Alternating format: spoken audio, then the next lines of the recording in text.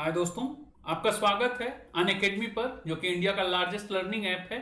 और आज अनअकैडमी के थ्रू हम बात करेंगे लेट्स क्रैक बिहार एग्जाम्स पर, मतलब किस प्रकार आप बीपीएससी द्वारा आयोजित होने वाली सारी एग्जाम्स को पास कर सकते हैं। लगातार लोग हमसे जुड़ते रहते हैं और उसी क्रम में लेट्स क्रैक बिहार एग्जाम्स आपके लिए बीपीएससी से जुड़े हुए सारे अपडेट्स लेके आता है। ये मैं हूं दोस्तों, मैंने बेसिकली यूपीएससी इंटरव्यू फेस किया है 2017 में। इसके अलावा हिंदी से नेट भी हूं मैं। 3 साल से ऊपर का टीचिंग एक्सपीरियंस है मुझे। और यहाँ पे मैं आपको बीपीएससी मेंस का वन स्टॉप सोल्यूशन देने वाला हूं, जहां पे जुलाई मंथ के खत्म होते होते आपको 65th बीपीएससी का सारा मटेरियल मिल जाने वाला है। ठीक है, तो इसके लिए आप हमें सब्सक्राइब कर सकते हैं और सब्सक्रिप्शन ले सकते हैं। बेसिकली देखिए, तो हम यहाँ पे आपको देते क्या हैं, डेली लाइव क्लासेस। मैं आपको डेली मिलूंगा, डेली अपने एजुकेटर से आप इंगेज हो सकते हैं, अपने डाउट्स रेज कर सकते हैं और इसके अलावा अपने टेस्ट और क्विजेस के माध्यम से अपनी परफॉर्मेंस देख सकते हैं कि आपने परफॉर्म कितना अच्छा किया है। इसके अलावा हम आपको यहाँ पे स्ट्रक्चर्ड कोर्सेज देते हैं, एक तरह से पूरी एक ऑर्गेनाइज्ड मैनर में आपको बीपीएससी की तैयारी यहाँ पर करवाएंगे हम। यहाँ पे आप मल्टीपल टाइम्स भी वीडियोस को देख सकते हैं। ऑफलाइन क्लासेस जैसा नहीं है कि आप एक बार ही क्लास अटेंड कर सकते हैं, दूसरी बार आपसे चार्ज किया जाएगा। यहाँ पे आप कई बार अपने वीडियोस को देख सकते हैं। तो ये हमारे कुछ लाइव क्लासेस हैं, कुछ एजुकेटर्स हैं, कुछ अपकमिंग कोर्सेज हैं। ये सारी चीजें आप चेक कर लीजिएगा। बेसिकली कुछ दोस्त थे जो पूछ रहे थे कि बीपीएससी का सब्सक्रिप्शन कैसे लेना है, मुझे मेंस के लिए इनरोल्ड होना है। आफ्ताब आलम नाम था शायद उनका। तो वो जो स्टूडेंट थे उनको मैं बताऊंगा कि वहीं डिस्क्रिप्शन बॉक्स में, जहां ये वीडियो है ना, वहीं पे डिस्क्रिप्शन बॉक्स है, वहां पे क्लिक करेंगे तो नीचे जाके सब्सक्राइब टुडे करके एक लिंक आएगा। तो वहां पे जाइएगा और ये मेरा कोड फिल कर दीजिएगा RKMUS। और अगर आप अभी देना है, आपको 1 साल के लिए बीपीएससी का सब्सक्रिप्शन लेना है, तो आपको 6300 पे करने होंगे। और मैं लेकिन सजेस्ट करूंगा, अगर आप अभी नए हैं और आपको टाइम लग सकता है, और जिस तरह से बीपीएससी में एग्जाम्स होते हैं वो लेट भी होते हैं कई बार, तो 2 साल का भी आप सब्सक्रिप्शन ले सकते हैं।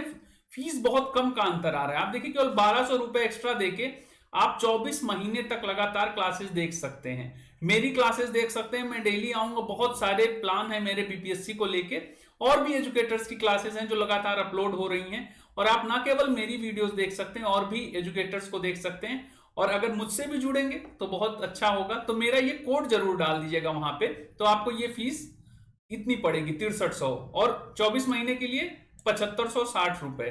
वैसे तो इसकी फीस 7000 है, तो ये 10% जो होता है बेसिकली डिस्काउंट आता है।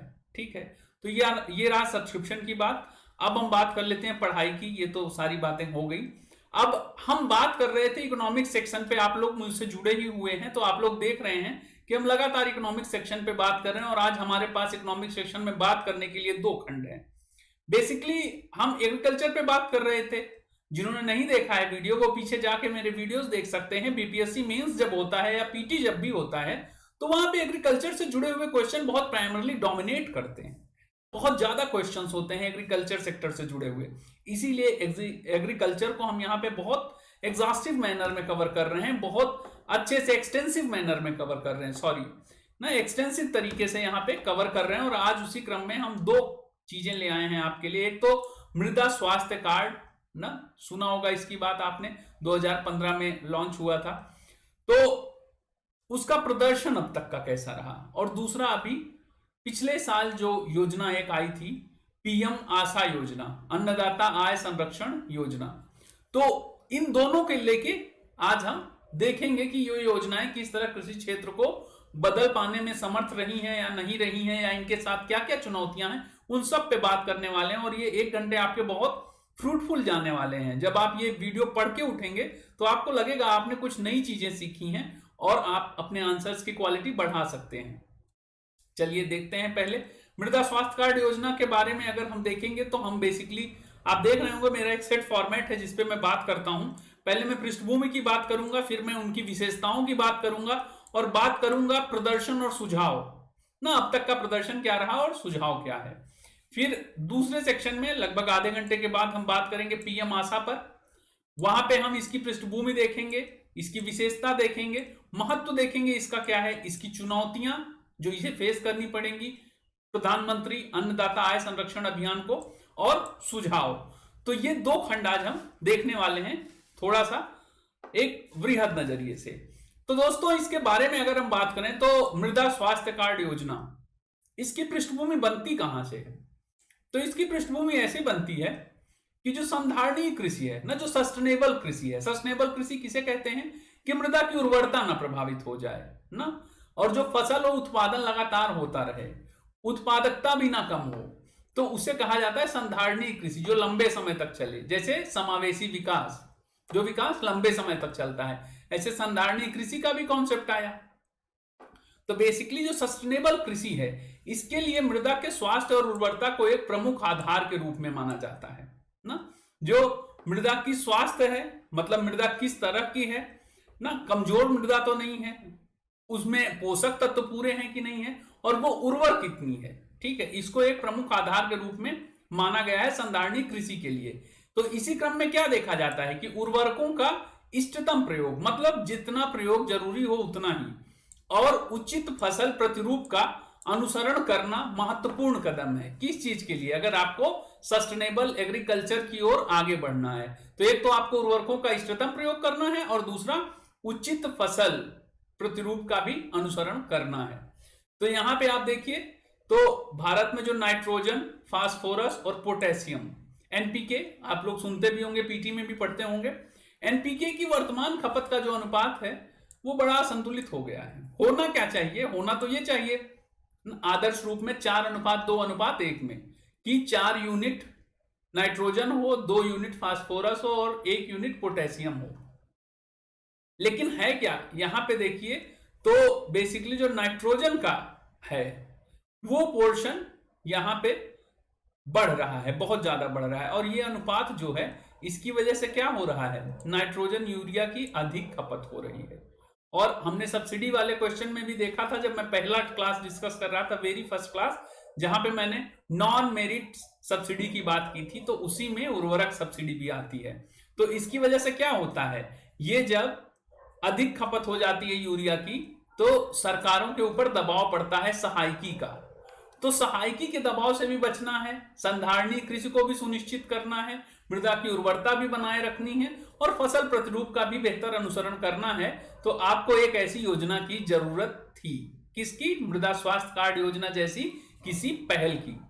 फिर देखिए, बेसिकली जो रिपोर्ट्स हैं वो ये बताती हैं कि फसल क्षेत्र में लगभग 5,000 प्रति हेक्टेयर की उर्वरक सब्सिडी देने से, जो उर्वरक सब्सिडी दी जाती है लगभग 5,000 रुपए प्रति हेक्टेयर, तो उर्वरकों के अतिशय प्रयोग को बढ़ावा मिला है। मतलब किसानों ने अतिशय प्रयोग कर दिया है, जिसकी वजह से क्या हुआ है, मृदा प्रदूषण की समस्या बढ़ गई है, ठीक है, गाद जो जाती है बह के खेतों से, कई बार नहरों में, नदियों में, उसकी मात्रा बढ़ गई है, बाढ़ आने की बारंबारता बढ़ गई है। तो इसका बड़ा बुरा प्रभाव है अगर उर्वरकों का या फर्टिलाइजर्स का अतिशय प्रयोग किया जाए। इसके अलावा क्या है, जो आर्थिक सर्वेक्षण है भारत सरकार का, वर्ष 2018 के डेटा रखता है, और वो बताता है कि उर्वरक सब्सिडी पर लगभग 80,000 करोड़ रुपए खर्च किए गए हैं।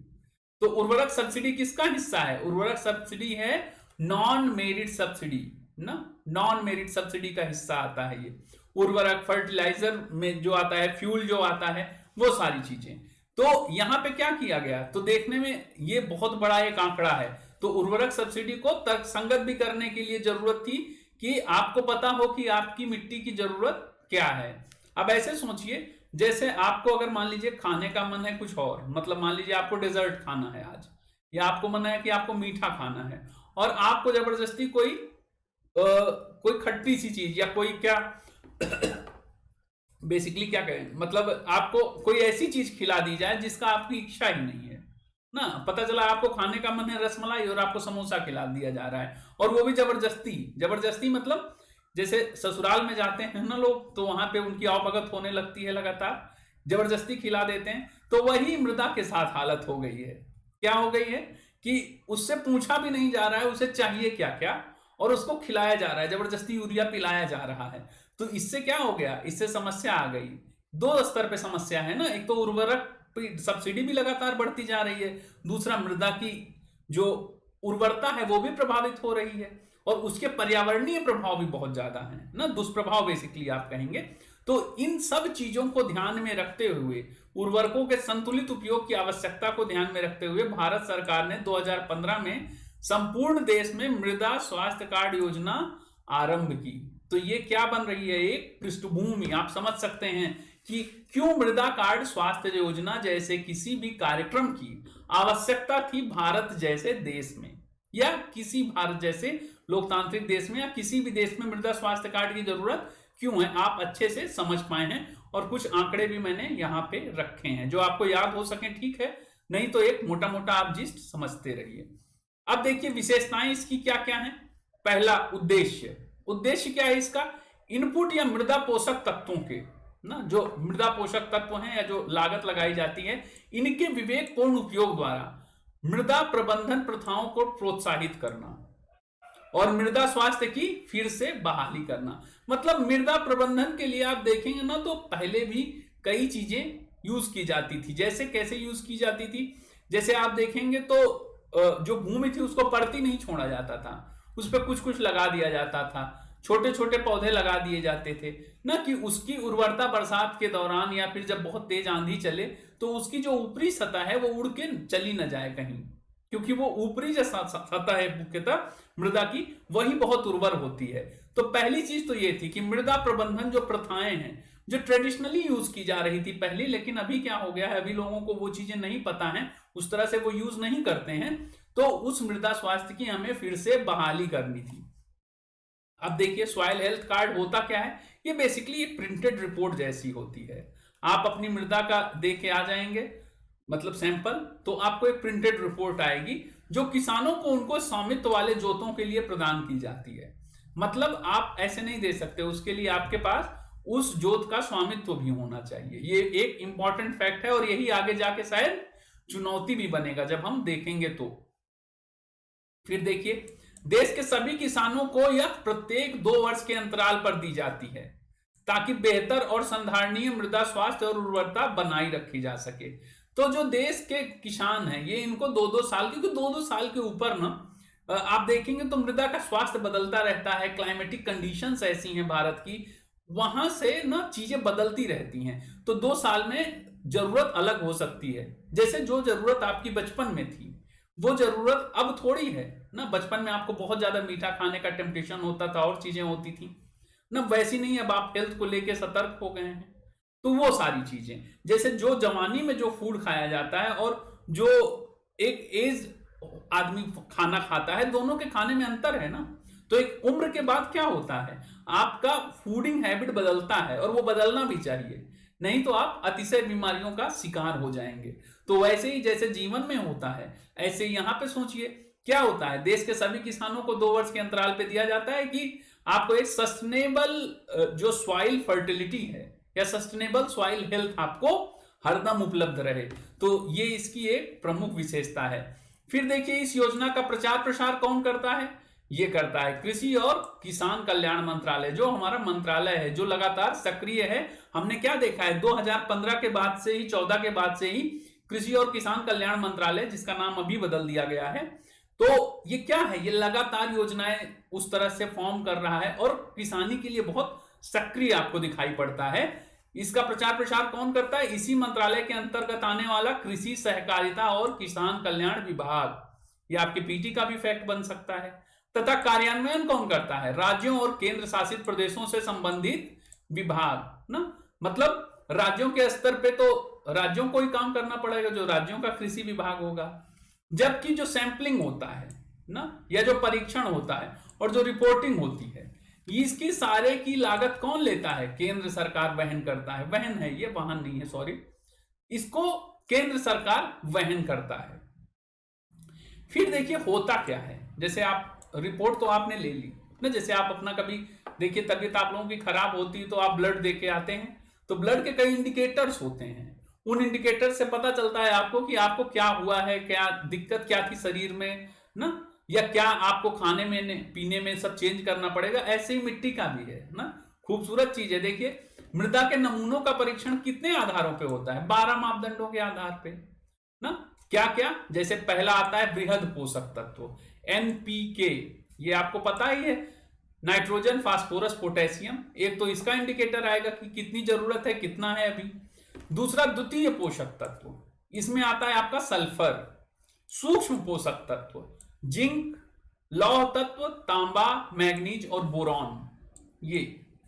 और भौतिक संकेतक मतलब उसकी पीएच वैल्यू क्या है, उस मिट्टी की पीएच वैल्यू क्या है, अम्लीय है कि क्षारीय है, कैसी है ना। जगह जगह पे अलग अलग तरह की मृदाएं पाई जाती हैं भारत में। इसके अलावा उसकी विद्युत चालकता क्या है और उसमें जैविक कार्बन का क्या है, कितना हिस्सा है। ठीक है, तो ये चार जो बेसिकली चार कैटेगराइजेशन के तहत आपको 12 मापदंडों के आधार पे आपकी मिट्टी का बेसिकली क्या किया जाता है, आपकी मिट्टी की जांच की जाती है, उसको चेक किया जाता है। तो ये एक इंपॉर्टेंट चीज है, आप इसको जानते रहेंगे तो आपको बताने में भी अच्छा रहेगा और लिखने में भी एक बहुत क्लियरिटी रहेगी आपको। फिर देखिए, इसके तहत मृदा परीक्षण प्रयोगशालाओं की लेबोरेटरी जो सॉइल को टेस्ट करे, उस तरह से ऐसे लेबोरेटरीज की स्थापना की बात की गई है। कहां पे, गांवों में भी, जिससे क्या होगा, गांव के युवा और 40 वर्ष तक की आयु के जो किसान हैं वो किसान मृदा स्वास्थ्य प्रयोगशालाएं स्थापित कर सकते हैं और परीक्षण करने के लिए योग्य हैं। ऐसे मृदा परीक्षण प्रयोगशालाओं की स्थापना गांवों में भी करने की बात है। उनको उस तरह से कुशल बना दिया जाएगा, उनको रोजगार की उनकी संभावना पैदा की जाएगी। एक जो भी अभी सरकारी कार्यक्रम जो भी चलते हैं उनमें एक तत्व ना रोजगार का जरूर जुड़ा हुआ होता है, क्योंकि रोजगार एक बहुत बड़ी समस्या है भारत सरकार के लिए। रोजगार उतने लोगों को नहीं दे पाते। समस्या क्यों है? क्योंकि बेरोजगारी बहुत ज्यादा है। ठीक है, तो ये चीज हो गई मृदा परीक्षण प्रयोगशालाओं की स्थापना से संबंधित। फिर देखिए, 5 लाख रुपए तक की प्रयोगशाला लागत में लगभग 75% की जो राशि है वो केंद्र और राज्य सरकारों द्वारा वित्त पोषित की जाती है। ठीक है, तो ये भी ध्यान दीजिए कि जो ये बेसिकली केंद्र प्रायोजित योजना हो गई ना, क्योंकि इतना ज्यादा अगर आवंटन केंद्र और राज्य सरकारों द्वारा वित्त पोषित किया जा रहा है तो केंद्र का एक इसमें ऊपर से बहुत दबाव काम कर रहा है। तो ये केंद्र की ही योजना है, हालांकि इसमें राज्य का भी बराबर का हिस्सा है। आप देखिए 75% की राशि, और बाकी का और स्टेक होल्डर्स जो है उनके ऊपर होगा। फिर देखिए लाभ क्या है इसके। लाभ इसका है कि मृदा परीक्षण के माध्यम से उर्वरक की सही मात्रा के उपयोग से कृषि लागत में कमी आएगी ना। हमने देखा कि किस तरह से जो सहायकी मिलती है ना, जो सब्सिडी मिलती है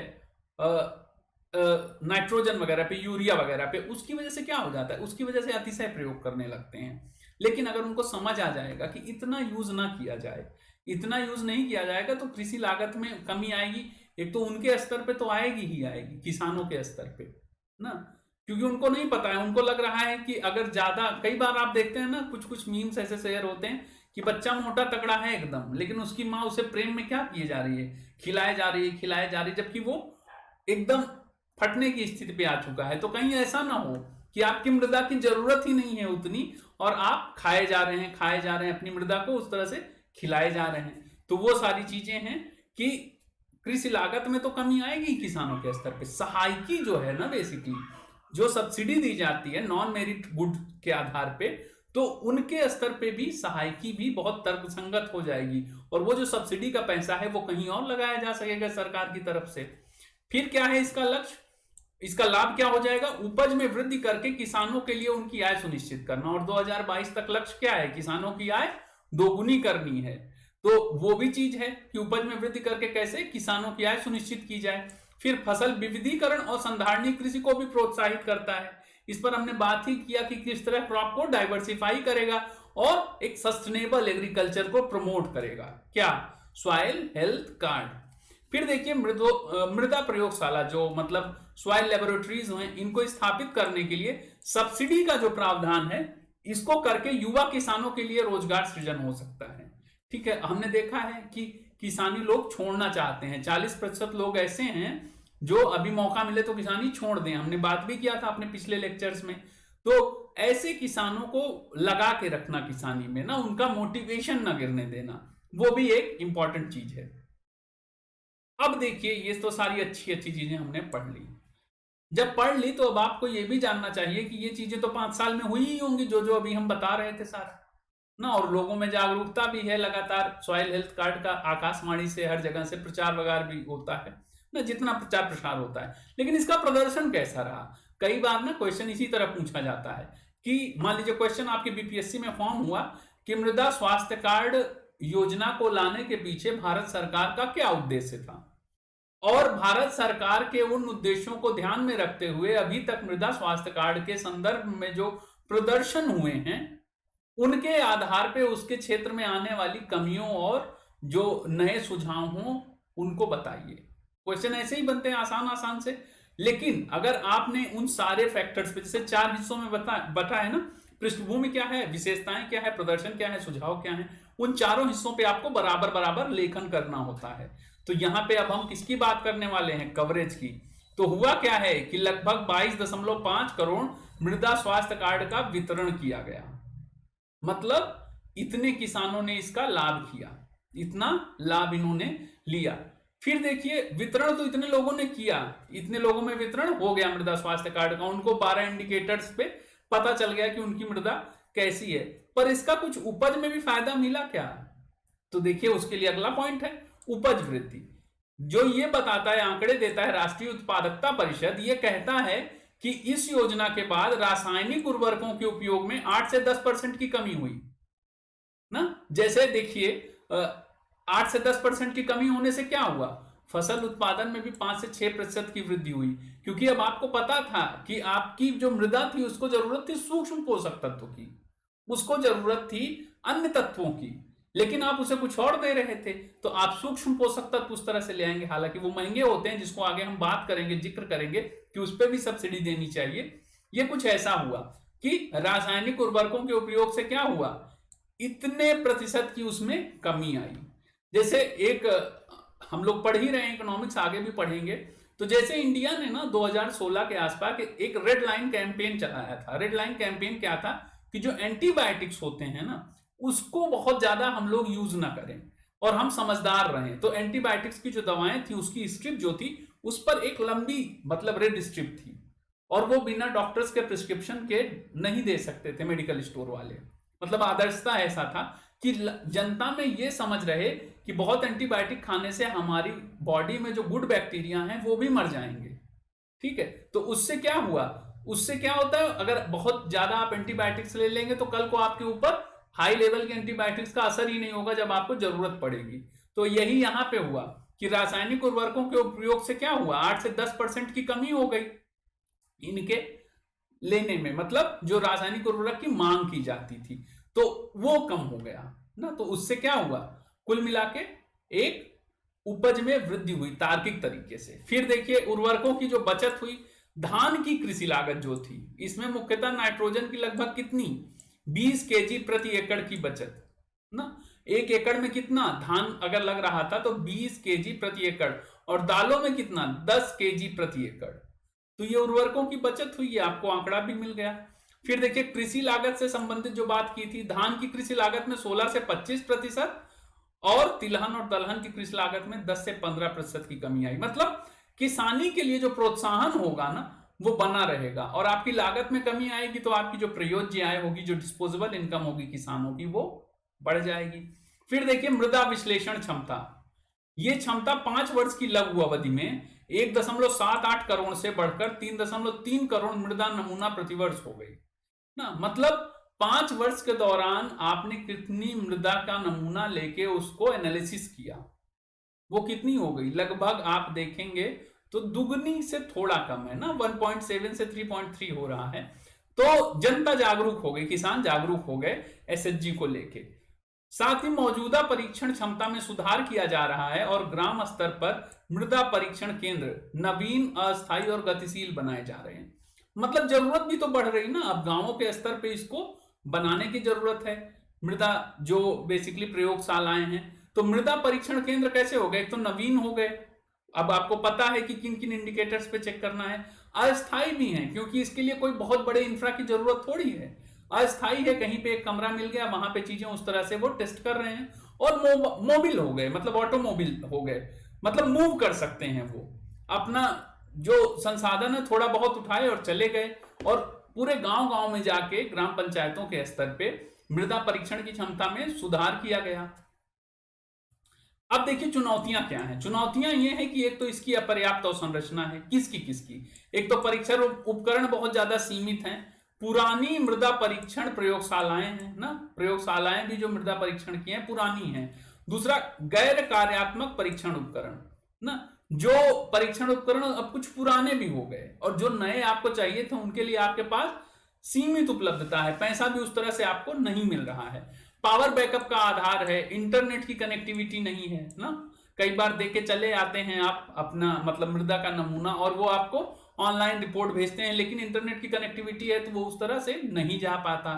और भौतिक संपत्तियों के अभाव ना, मतलब आपके पास वित्त की भी कमी है, मृदा के जो उपकरण है उनकी भी कमी है, और इंटरनेट कनेक्टिविटी, तो जो सामान्य स्तर पर जो गांव की समस्याएं हैं ना वही इसके लिए समस्या बन गई हैं, अपर्याप्त अवसंरचना।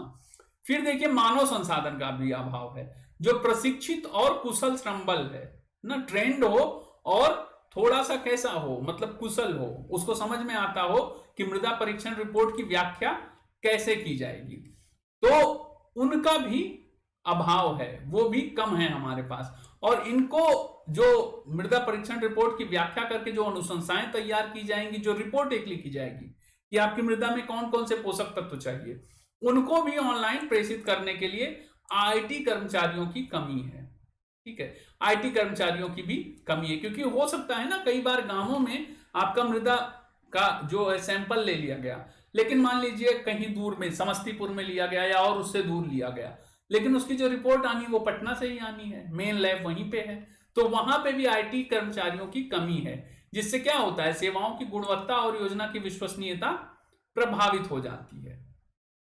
फिर देखिए नीति निर्माण संबंधी कुछ बाधाएं हैं, वो क्या हैं कि किसानों को प्रदत्त परामर्शों की व्यापकता को ये सीमित करती है ना, जो इसकी एक्सटेंडेड सर्विसेज हैं वो भी बाधक बनी हुई है ना, और वो किसानों को जो परामर्श दिए जाते हैं उनकी भी जो व्यापकता है उसको सीमित करती हैं। भौतिक और सूक्ष्म जैविक संकेतकों का परीक्षण नहीं किया जाता ना, जो सूक्ष्म जैविक संकेतक हैं या फिर और जो माइक्रोन्यूट्रिएंट्स के लेवल पे और जो चीजें हो सकती हैं, क्योंकि ये तो रिसर्च का विषय है ना, तो रिसर्च जब आप धीरे धीरे करेंगे तभी तो आपको पता चलेगा, तो वो भी एक समस्या है। जैसे मृदा संरचना कैसी है, जल धारण क्षमता कैसी है, उसका जिक्र हम लोगों ने नहीं किया ना, यहाँ पे जो आप 4 कैटेगरी में देख रहे थे उसमें नहीं है।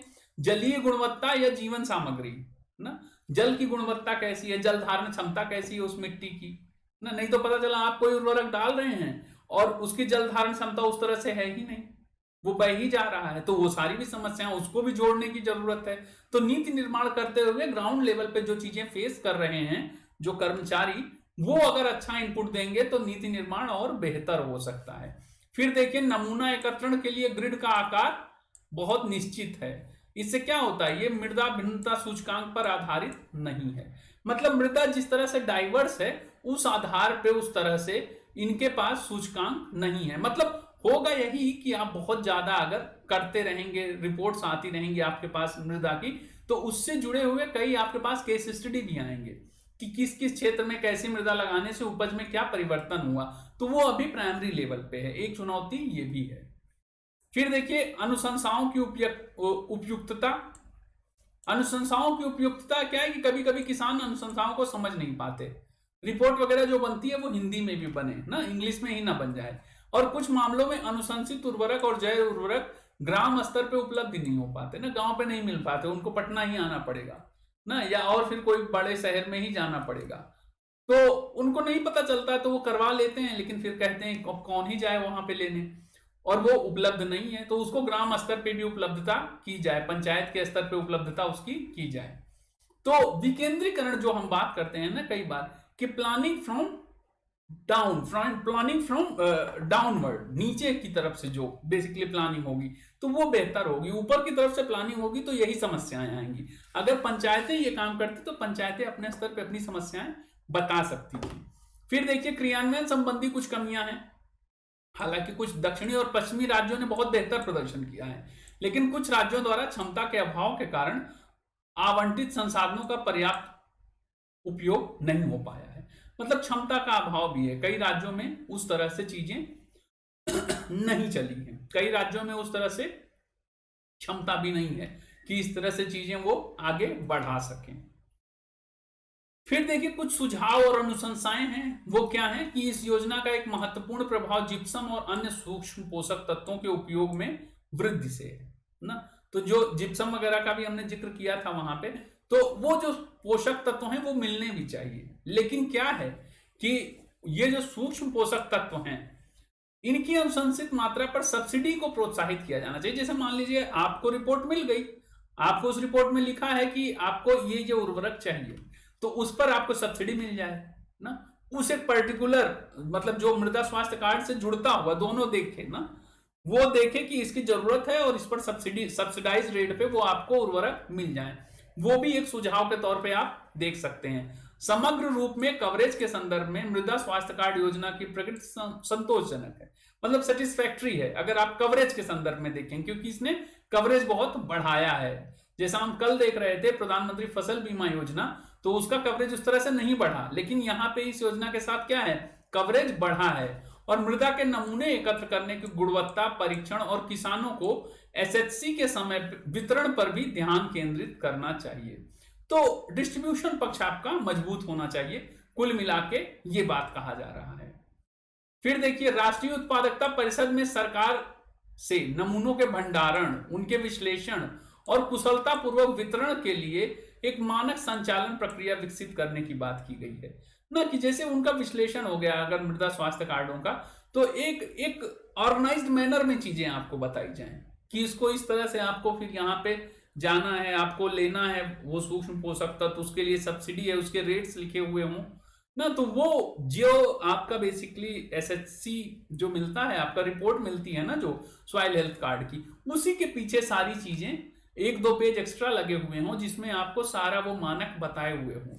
क्योंकि कई बार देखा जाता है कि वो समझ ही नहीं आता किसानों को उस तरह से ना। राष्ट्रीय अंतरराष्ट्रीय मानक संस्थानों के अनुसार परीक्षण प्रयोगशालाओं का प्रत्यायन आरंभ किया जाना चाहिए। मतलब प्रत्यायन इन लोगों का जो बेसिकली क्रियान्वयन है ना, वो नेशनल और इंटरनेशनल जो मानक संस्थान है उनके अनुसार होने चाहिए। फिर देखिए, जो इंफ्रास्ट्रक्चर में जो अंतराल है ना, अवसंरचनात्मक अंतराल को समाप्त करने और परीक्षण सुविधाओं के नेटवर्क का विकास करने के लिए, जो विस्तार करने के लिए, गुणवत्ता और दक्षता में भी सुधार करने के लिए वित्तीय समर्थन में वृद्धि करने की आवश्यकता है। मतलब जो अवसंरचनात्मक अंतराल है उसको खत्म करिए, परीक्षण सुविधाएं जो है उसका नेटवर्क का विस्तार कर लिए, गुणवत्ता दक्षता का विस्तार करिए। लेकिन ये सब करने के लिए चाहिए क्या, चाहिए पैसा ना। और वो पैसा कहां से आएगा, वो केंद्र ही देगा या राज्य ही देगा। लेकिन वहां पे क्या है, अभी वित्त की कमी चल रही है, पैसा उस तरह से है नहीं, तो क्या होगा, वो योजनाएं उस तरह से सफल नहीं हो पाएंगी। और योजनाओं के कार्यान्वयन में जो लगे हुए लोग हों उनको भी प्रोत्साहित करनी चाहिए, उनको इंसेंटिव्स देने चाहिए। जो नमूने एकत्र करके लाए, मान लीजिए 1000 नमूने लेके आए हैं वो 1 महीने के अंदर, तो उनको थोड़ा इंसेंटिव मिल जाए, 500-1000 रुपए जो भी समझे वो राज्य या किसान विभाग वो देना चाहिए। इसके अलावा देखिए, सभी राज्यों में समरूप प्रदर्शन सुनिश्चित करना। मतलब कर्नाटक देखा ये गया ना कि कुछ स्टेट्स ने बेहतर काम किया, जैसे कर्नाटक, तमिलनाडु, छत्तीसगढ़, उत्तर प्रदेश, इन्होंने अन्य राज्यों की तुलना में बेहतर प्रदर्शन किया है, ठीक है। और जो अन्य राज्य हैं वो क्या हैं, वो कमजोर हैं। तो इसकी वजह से क्या रहेगा, उनकी उत्पादकता और उत्पादन उस तरह से बेहतर नहीं हो पाएगा ना। क्योंकि हुआ क्या था, हुआ ये था कि आप देखेंगे जो हरित क्रांति आई थी उसके बाद जो पंजाब हरियाणा का जो क्षेत्र था ना, वहां पे मृदा उर्वरता बहुत प्रतिकूल रूप से प्रभावित हो गई थी। तो वो भी ध्यान में था सरकार के, जब मृदा स्वास्थ्य कार्ड योजना लागू की जा रही थी। तो फिर देखिए, राज्यों द्वारा इस जैसी समान योजनाओं का अभिसरण करके, मतलब कन्वर्ज कर दिया जाए योजनाएं। तो क्यों, क्योंकि ऐसी इससे जुड़ी हुई अगर कोई योजना है तो उसको जोड़ के संसाधनों के कुशल उपयोग के लिए मृदा परीक्षण और संरचना को और ज्यादा स्ट्रेंथन किया जाए। तो मृदा को जो मतलब लेबोरेटरी में भेज के जो उनका टेस्टिंग किया जाता है ना, वो इंफ्रा भी डेवलप करने की बात है। अगर ऐसी राज्य के स्तर पे कोई भी योजनाएं चल रही हैं तो उनको अलग से ना देखा जाए, उनको इसी में जोड़ के देखा जाए। अन्य नीतिगत उपाय क्या है, जैसे जल निष्कर्षण, विद्युत इत्यादि का संगत तरीके से प्रयोग होना चाहिए ना। संगत तरीके से क्या होना चाहिए, यहाँ पे प्रयोग मिसिंग है, प्रयोग होना चाहिए ताकि फसल विविधता दीर्घकालिक रूप से मृदा स्वास्थ्य की रक्षा कर सके ना। जो फसल विविधता है बेसिकली उससे क्या हो, उसकी वजह से मृदा स्वास्थ्य बचा रहे। तो जल का भी उस तरह से बहुत प्रयोग ना किया जाए ना। विद्युत का भी तर्कसंगत तरीके से प्रयोग किया जाए, क्योंकि सब्सिडी तो सभी पे जा रही है ना। तो वो चीज जो सब्सिडी का भार है उसको भी तर्कसंगत किया जाए और फसल विविधता को क्या किया जाए, बनाए रखा जाए और अंततः मृदा स्वास्थ्य की रक्षा की जाए। तो ये खत्म होता है हमारा मृदा स्वास्थ्य कार्ड वाला सेक्शन। अब हम आते हैं अपने दूसरे सेक्शन पे जिसका नाम है प्रधानमंत्री अन्नदाता आय संरक्षण अभियान। इसे क्या कह सकते हैं आप, पीएम आशा भी कह सकते हैं, इसे कहा जाता है, पिछली साल आया था।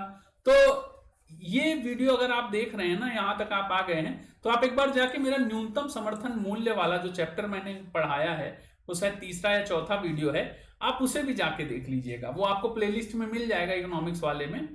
तो वो अगर देख लेंगे वो वीडियो और उसके बाद ये देखेंगे तो ये ज्यादा बेहतर समझ में आएगा।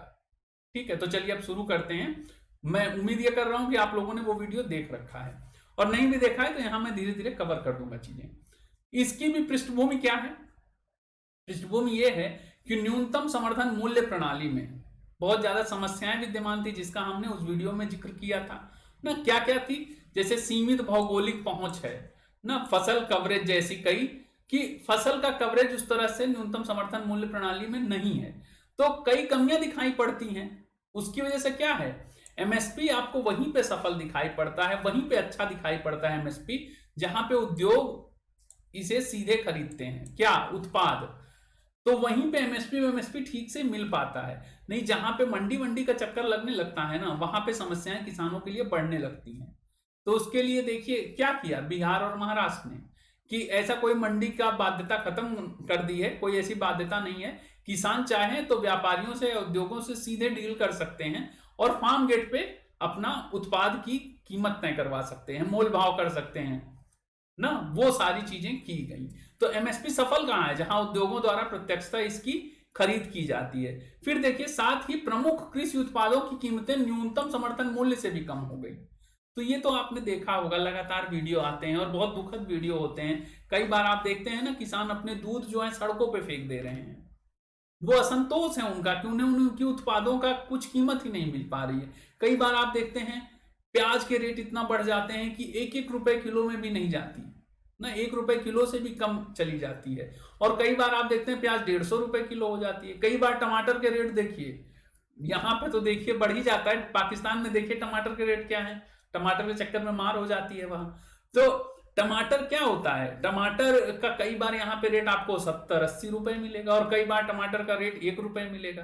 तो होता क्या है, न्यूनतम समर्थन मूल्य वगैरह फेल हो जाता है, जिससे किसानों में असंतोष दिखता है और उसी असंतोष के कारण कई बार क्या आपको किसान आंदोलन दिखाई पड़ते हैं। तो उन सारी समस्याओं के जड़ में या उन सारी समस्याओं को सोचते हुए प्रधानमंत्री अन्नदाता आय संरक्षण अभियान, मतलब जो किसान है ना, अन्नदाता कौन है, किसान, उसकी आय को संरक्षित करने की बात की गई है इस पीएम आशा योजना में। ठीक है, तो आगे बढ़ते हैं। इसका लक्ष्य क्या है? इसका लक्ष्य है खरीद प्रणाली में जो व्याप्त अंतराल है उसको कम करना ना, कि जो एमएसपी रखी गई और जिस रेट पे गया, उन दोनों के बीच में अंतर बहुत नहीं होना चाहिए। जो भी अंतर है उसको खत्म करना, उसको कम करना। और एमएसपी प्रणाली, ये हमने बताया था, एमएसपी नीति का जिक्र किया था हमने वहां पे। तो एमएसपी प्रणाली से संबंधित मुद्दों का भी समाधान करना, वहां जो भी मुद्दे आपको दिख रहे हैं ना, उन सब का समाधान इस योजना के माध्यम से आप एटलीस्ट लिख तो सकते हैं। ठीक है, कितना कर पाएगा भारत, कितना नहीं कर पाएगा, वो अलग की बात है। लेकिन जब आप उस आंसर को लिख रहे होंगे, एमएसपी पे कोई आंसर आएगा, कोई क्वेश्चन आएगा बेसिकली, जब उसे राइट डाउन कर रहे होंगे ना, तो उसमें पीएम आशा के कई पॉइंट्स आपको काम करेंगे कि सरकार ने उस संदर्भ में पहल कर दी है। इसके अलावा किसानों को बेहतर प्रतिफल प्रदान करना, मतलब उनको बेसिकली रेवेन्यू मिले, उनको इतना पैसा मिले कि उनकी आय थोड़ी बहुत बढ़े। ये इसका लक्ष्य है मुख्यतः। क्या? खरीद प्रणाली में व्याप्त अंतराल कम करना, एमएसपी प्रणाली से संबंधित जो मुद्दे हैं उनकी समस्याओं को निकालना और उसका समाधान करना और किसानों को बेहतर प्रतिफल देना। फिर अब बात करेंगे विशेषताओं की। जो पीएम आशा है, इसकी विशेषताएं क्या है? इसकी विशेषताएं ये हैं कि धान, गेहूं और अन्य जो अनाज हैं या मोटे अनाज हैं, इनकी सरकारी खरीद के लिए खाद्य और सार्वजनिक वितरण विभाग की वर्तमान योजनाओं के पूरक के रूप में 3 घटक विद्यमान हैं। देखिए यहां पे क्या है, एमएसपी पर धान जाता है, गेहूं जाता है, अन्य अनाज भी जाता है, सभी जाते हैं। ठीक है, तो इसकी वजह से क्या है, जो मोटे अनाज की सरकारी खरीद के लिए जो सार्वजनिक खाद्य और वितरण विभाग की वर्तमान योजनाएं हैं, इसमें 3 घटकों की ये बात करता है। क्या क्या घटक हैं, उन 3 घटकों के पे ही पूरा ये प्रधानमंत्री जो आशा अभियान कह सकते हैं आप, ये टिका हुआ है। पहला तो है मूल्य समर्थन योजना। ठीक है, ये एक इंपॉर्टेंट घटक है, इसको देखिए ये क्या है। इसी मूल्य समर्थन योजना, प्राइस सपोर्ट स्कीम के तहत दलहन, तिलहन और नारियल की जो गिरी होती है, बेसिकली खोपड़ा जिसे बोलते हैं आप, दलहन, तिलहन और खोपड़ा की भौतिक खरीद नोडल एजेंसियों द्वारा की जाएगी। ठीक है, दलहन तिलहन पे देखिए ध्यान भी दे रहा है, ठीक है, भारत, क्योंकि हमने देखा है उसका आयात भी बहुत किया जाता है। ठीक है, तो जिसके तहत दलहन, तिलहन और नारियल गिली की भौतिक खरीद कौन करेगा, केंद्रीय नोडल एजेंसियां, नेफेड भी करेगा और एफसीआई भी इस योजना के तहत खरीद करेगा। नेफेड भी आपको पता है और एफसीआई भी पता है, ये खरीद करेंगे और इस खरीद के दौरान होने वाले व्यय को केंद्र सरकार द्वारा वहन किया जाएगा। ये बात करता है मूल्य समर्थन योजना में कि हम आपको उतना मूल्य देंगे ही, और जो भी व्यय होगा, जो भी समस्याएं आएंगी, जो भी घाटा होगा, उसको केंद्र सरकार बियर कर लेगी। तो पहला घटक तो ये रहा प्रधानमंत्री अन्नदाता आय संरक्षण अभियान में, कि दलहन और तिलहन को प्रोत्साहित किया जाए, उसकी फसल को प्रोत्साहित किया जाए। फिर दूसरा देखिए, मूल्य न्यूनता भुगतान योजना, प्राइस डिफिशियंसी पेमेंट स्कीम। इसमें क्या है, इसमें सभी तिलहन फसलों को सम्मिलित किया जाएगा। तो देखेंगे ना, ये योजना मुख्यतः दलहन और तिलहन को ही फोकस में रख रही है। ठीक है, इसमें तिलहन फसलों को जोड़ा जाएगा जिसके लिए न्यूनतम समर्थन मूल्य अधिसूचित किया गया है ना। तिलहन फसलों के लिए भी देखते हैं आप, एमएसपी जारी किया जाता है, तथा केंद्र सरकार द्वारा एमएसपी और वास्तविक मूल्य के मध्य का जो अंतर है वो सीधे किसानों के बैंक खाते में ट्रांसफर हो जाएगा। ठीक है, तिलहन फसलों को लिया गया, हो सकता है केंद्र सरकार ने उसे लिया और मान लीजिए कम कीमत पे गया ना, वास्तविक मूल्य के मध्य का जो अंतर है और एमएसपी के बीच का अंतर है वो सीधे किसानों के बैंक खातों में जाएगा। क्योंकि पहली स्कीम के तहत क्या कहा गया था, पहली स्कीम के तहत ये कहा गया था कि ये देखिए, ये बेसिकली ये मूल्य समर्थन योजना के तहत कि जो व्यय होगा ना उसको केंद्र सरकार वहन करने जा रही है। तो ये हो गया दूसरी योजना। तीसरी है निजी खरीद और स्टॉकिस्ट पायलट योजना, मतलब स्टॉकिस्ट जो स्टॉक करके रखें, ऐसे पायलट बेसिस पे कुछ योजनाएं चलाई जाएंगी। योजनाएं चलाई जाएंगी मतलब इसका एक घटक है बेसिकली। और निजी खरीद मतलब प्राइवेट स्तर पे जो प्रोक्योरमेंट होता है और जो लोग स्टॉक करते हैं उससे जुड़ा हुआ। वो क्या कि तिलहनों के संबंध में राज्यों के पास क्या होगा, एक विकल्प होगा। क्या विकल्प होगा कि वो चयनित जिलों में ये योजना प्रारंभ कर सकते हैं ना। अगर उनको लगता है कि दलहन तिलहन की जो फसल है, जैसे बिहार में करना हो तो कहाँ किया जाएगा, वहीं दक्षिणी बिहार के आसपास, तो वहां के चयनित जिले जो भी हैं वहां पे ये योजना प्रारंभ कर सकते हैं, जहां कोई निजी अभिकर्ता, कोई प्राइवेट प्लेयर बाजार मूल्यों के न्यूनतम समर्थन मूल्य से कम हो जाने की स्थिति में, हो सकता है बाजार मूल्य जो हो एमएसपी से भी कम चले जाएं, बाजार मूल्य एमएसपी से भी कमजोर चले जाएं, न्यूनतम समर्थन मूल्य पर फसलों की खरीद कर सकता है। ठीक है, तो लेकिन वो खरीद करेगा क्यों? अगर उसे बाजार में सस्ते रेट पे मिल रहे हैं तो वो न्यूनतम समर्थन मूल्य पे क्यों करेगा? तो वो बता रहे हैं क्यों करेगा, क्योंकि उसको फसल के न्यूनतम समर्थन मूल्य के अधिकतम 15% तक के सेवा शुल्क के माध्यम से क्षतिपूर्ति की जाएगी। तो उसके लिए मोटिवेशन रहेगा कि आप खरीद लीजिए, और आपको क्षतिपूर्ति कौन करेगा? केंद्र सरकार करेगी, या राज्य उस तरह से भी वहन करेगा उन खर्चों को। तो ये भी है। तो वो बेसिकली आप देखें ना, तो जो उत्पाद बहुत ज्यादा मार्केट में है अगर ना, तो उसको वो ले लें, खरीद लें और उसको अलग अलग जगहों पे पहुंचाएं और उत्पादन की जो प्रक्रिया है वो बढ़े। ये भी एक प्रमुख चीज है। किस चीज में? पीएम आशा के तहत, जिसमें आप न्यूनतम जो समर्थन मूल्य है उस पर फसलों की खरीद करिए और फसल के जो एमएसपी है उसके अधिकतम 50% का जो सर्विस चार्ज लगेगा उसके माध्यम से क्षतिपूर्ति आपको की जाएगी। फिर देखिए महत्व क्या है इसका। महत्व यह है कि गैर लाभकारी कीमतों की समस्या के लिए ना, जो गैर लाभकारी कीमत के लिए नया एमएसपी प्लस दृष्टिकोण देता है। तो एमएसपी वाला मैंने कहा ही है आपको, जाके एक बार वो 1 घंटे का वीडियो है वो देख लीजिएगा। गैर लाभकारी कीमतों की समस्या के लिए नया एमएसपी प्लस दृष्टिकोण। वो कैसे? 3 विभिन्न घटक फसलों की खरीदी और क्षतिपूर्ति व्यवस्था के मध्य के अंतराल को कम करेंगे। वो जो 3 घटक जिनका हमने जिक्र किया, फसलों की खरीद और क्षतिपूर्ति व्यवस्था के बीच का जो अंतराल होगा, हमने क्या देखा है कि वो केंद्र सरकार कह रही है कि हम वहन करेंगे। ठीक है, और वो उसी बीच का अंतराल कम करने की बात है यहाँ पे, गैर लाभकारी कीमतों के संबंध में एमएसपी प्लस दृष्टिकोण, जिससे किसानों को क्या होगा, एक लाभकारी मूल्य मिलेगा और ग्रामीण अर्थव्यवस्था फिर से उठ के खड़ी हो जाएगी ना। जो ग्रामीण अर्थव्यवस्था ने आपको 2008 की मंदी से बचाया था वो वापस से खड़ी हो जाएगी। फिर देखिए फसल विविधीकरण की सुनिश्चितता हो जाएगी और मृदा और जल पर दबाव भी कम हो जाएगा। फसल विविधीकरण, क्योंकि दलहन और तिलहन पे पूरा ध्यान दिया गया है, यहाँ पे आप देखिए तो धान गेहूं उस तरह से बात नहीं की जा रही है। तो जब फसल विविधीकरण होगा तो उससे क्या होगा, उससे आपकी मृदा की उर्वरता भी बनी रहेगी, उससे क्या होगा, आपका मृदा की जो पोषकता रहेगी वो भी बनी रहेगी। ठीक है, तो फसल विविधीकरण की सुनिश्चितता भी संभव होगी और मृदा और जल पर भी दबाव कम पड़ेगा, क्योंकि दलहन और तिलहन के लिए उस तरह से जल की जरूरत नहीं होती जैसे धान के लिए होती है। फिर देखिए धान गेहूं और मक्का उगाए जाने की वर्तमान प्रणाली के विपरीत ना, गन्ना है बेसिकली, मक्का नहीं है, धान और गेहूं और गन्ना ये सब देखेंगे ना आप सब। जैसे एक एरिया देखिए तो धान किसी एक राज्य में मतलब प्राइमरली उगाया जाता है, गेहूं उगाया जाता है, गन्ना उगाया जाता है पश्चिम में, बेसिकली पश्चिम क्या, महाराष्ट्र वगैरह का जो एरिया है। ये नई योजना फसल विविधीकरण को सुनिश्चित करेगी। तो दलहन तिलहन में अभी आप देखते हैं एमपी का बहुत नाम है, तो वो दलहन तिलहन में उस तरह से और भी स्टेट्स आगे बढ़ के आए और फसल विविधीकरण को सुनिश्चित करें।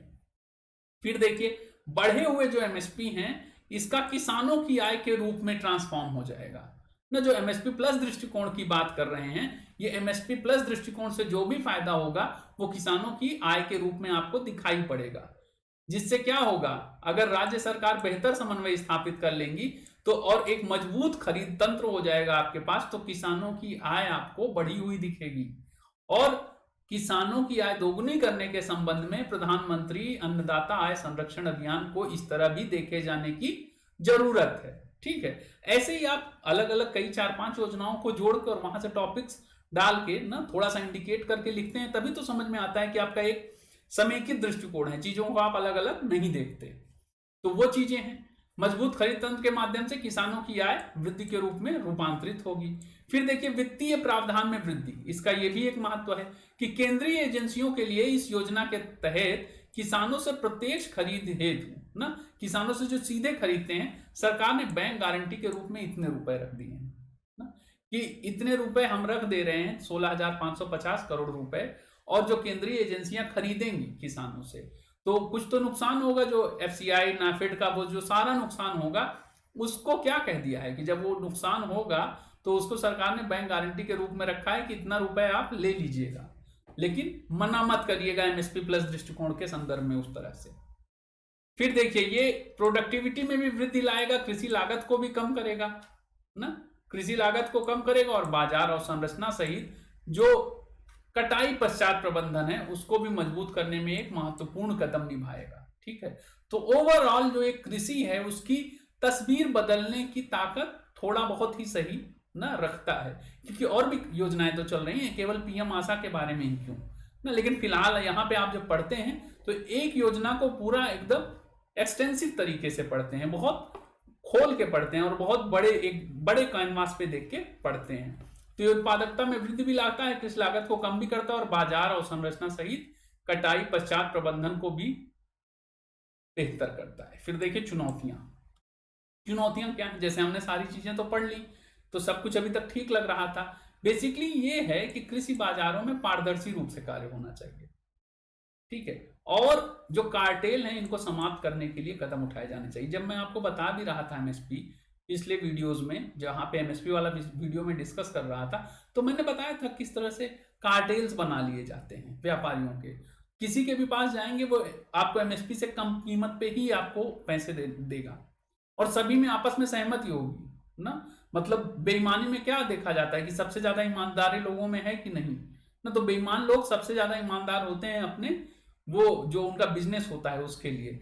तो वही है कि कृषि बाजारों में पारदर्शिता होनी चाहिए और जो कार्टेल हो ना व्यापारियों के, उत्पादक संघों के, वो नहीं होने चाहिए, उनको खत्म करे जाना चाहिए ताकि प्रतिस्पर्धा रहे उस तरह से। लेकिन कार्टेल बना लेंगे तो किसानों के शोषण की संभावना बढ़ जाती है।